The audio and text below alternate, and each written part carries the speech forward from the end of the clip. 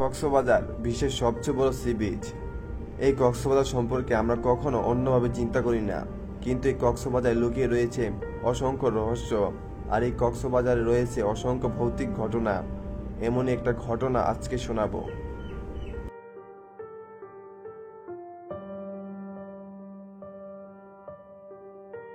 আমার নাম আসিফ। আমি একটা কোম্পানিতে চাকরি করি।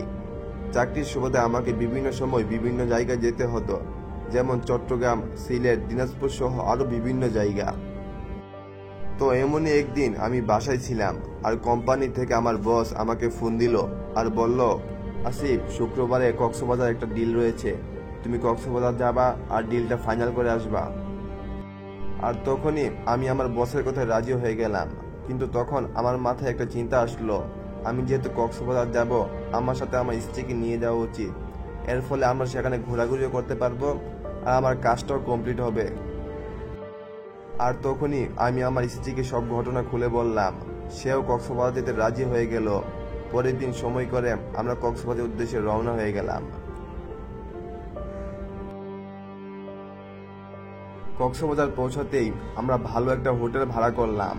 হোটেলটা সমুদ্র সৈকতের একদম কাছাকাছি ছিল, যার ফলে রুম থেকেই আমরা সমুদ্রের সৌন্দর্য উপভোগ করতে পারতাম।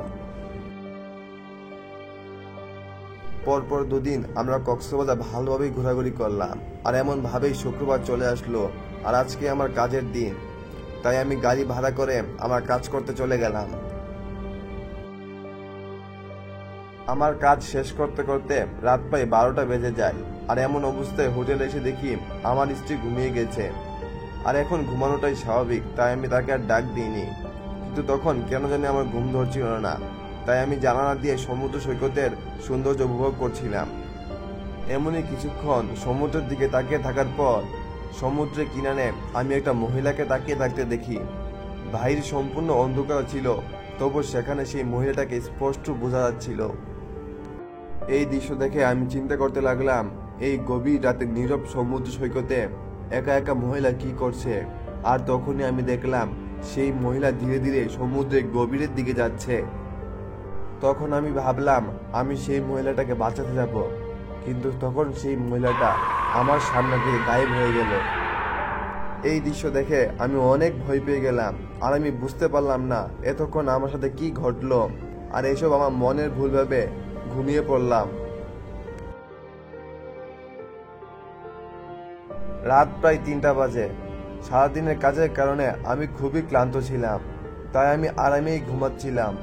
কিন্তু হঠাৎ করে একটা অদ্ভুত আওয়াজের কারণে আমার ঘুম ভেঙে গেল। ঘুম থেকে উঠেই দেখি আমার পাশে আমার স্ত্রী নেই।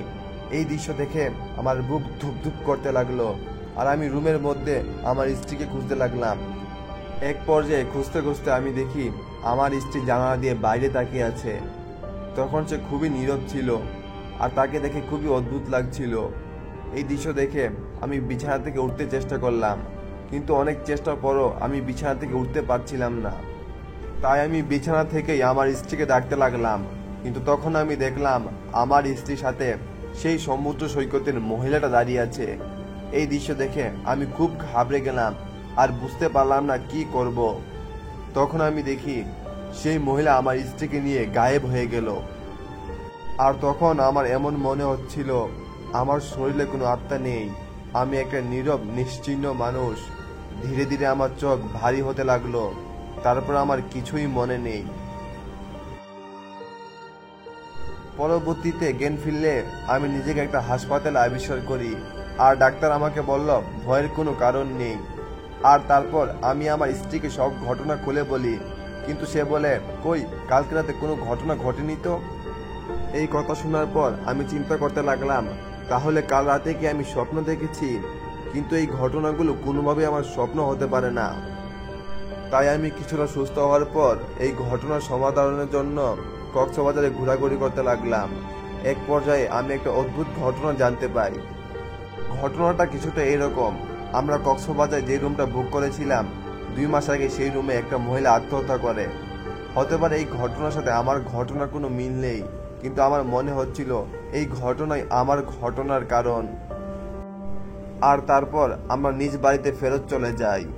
আর এখনো আমার এই ঘটনার কথা মনে পড়লে আমার হৃৎপিণ্ড কেঁপে ওঠে। তাই আমি আর কখনো কক্সবাজার যাইনি, হয়তোবা আর কখনো যাব না।